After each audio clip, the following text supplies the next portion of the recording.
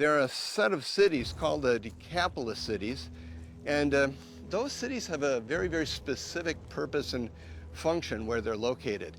And they're intended to influence the region over which they have control. The way people thought and lived over here was completely different than the way people thought and lived on the other side of the lake. What they ate for dinner. Here you could eat pork. There you certainly couldn't.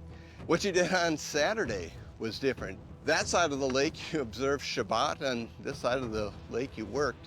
The people living on this side of the lake are Gentiles. They were here in order to convince the locals that everything about the pagan Greco-Roman world was better than what the local cultures had to offer.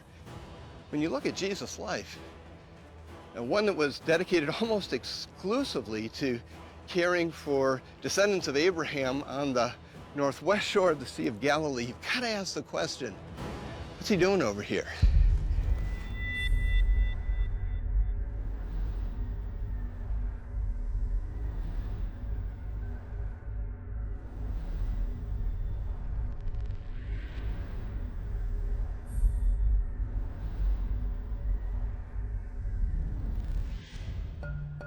When the early Christians came here in the centuries after Jesus was here, they often built worship facilities where they believed stories from Jesus' life were told.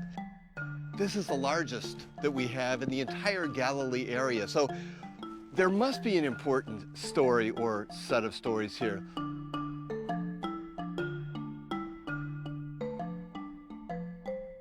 Come and look.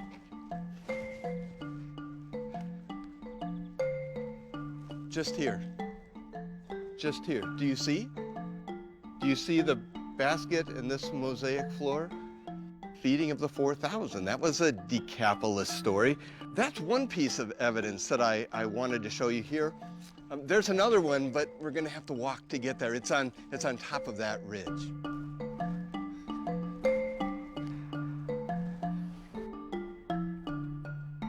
The early Christians in the 5th century believed that this was a tomb, and so it was the home of the demon-possessed man. Doesn't look like much of a cave anymore. But that tells me that this place was important to the early Christians too. They were thinking about a story, but it's not the same story that we saw below.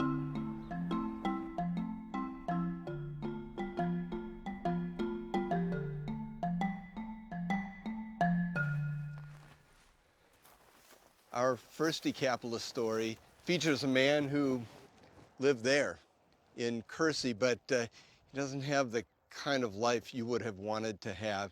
He was possessed by hundreds of demons. And when Mark tells this story to us, he tells it in a way that highlights just how awful this man's life had become. He was terribly violent. People were so afraid of him that they made him live out in the cemetery.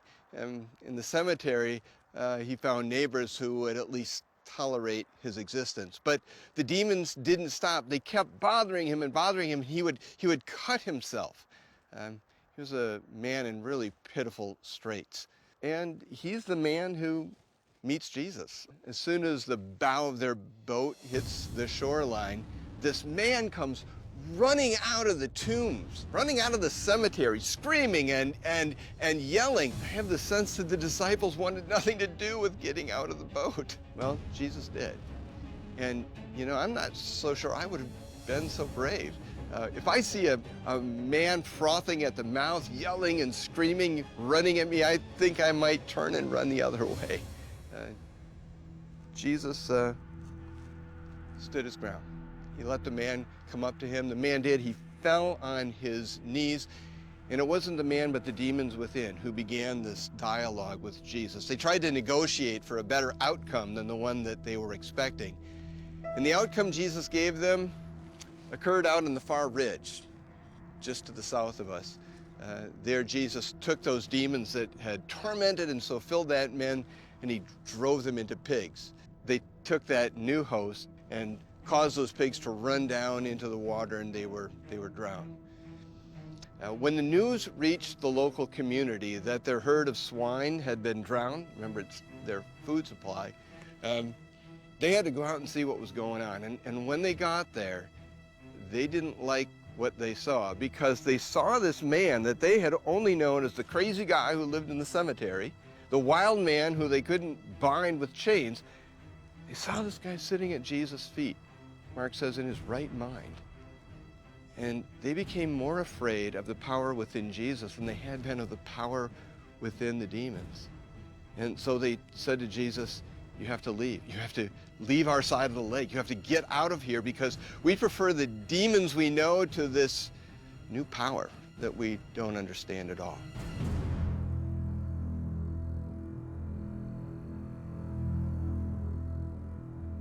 The second reaction Mark records is a very different reaction. The man who had been healed ran to Jesus, and for the first time we hear this man speaking, and he says something that we totally appreciate. Don't leave without me.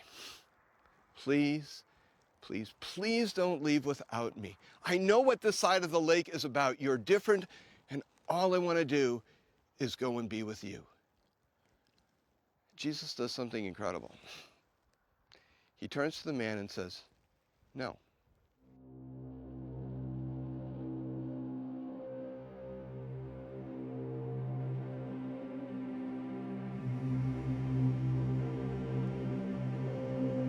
The more I walk and the more I think about that story, the more questions I have. Why didn't Jesus allow him to get in the boat and go back with him to a side of the lake that would allow him to grow more in his faith? I actually found the answers in my second visit to Jesus in this location. He came back here, and when he did, absolutely everything about this place had changed.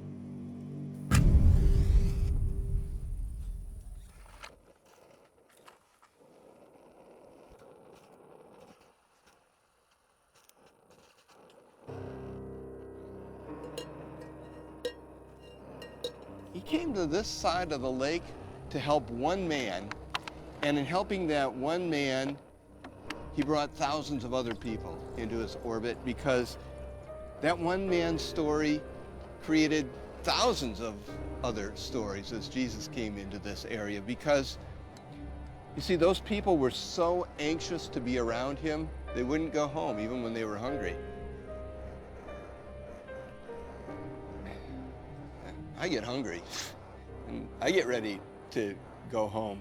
It takes a pretty powerful teacher to hold me out in the field past my dinner time. And so when they started to get really hungry after 3 days, Jesus wasn't about to let them down. In fact, what he does is another part of this Decapolis story. He feeds those thousands of families who've gathered on these hillsides with a miracle. He takes just a small amount of food that the disciples were able to collect, and he turns what wouldn't feed a family into what fed thousands. And wow, does that create a Decapolis story? Because it looks exactly like the Galilee story that he did earlier. Remember, on the northwest side of the Sea of Galilee, he fed 5,000 people, observant Jewish people, on their way to Passover in Jerusalem.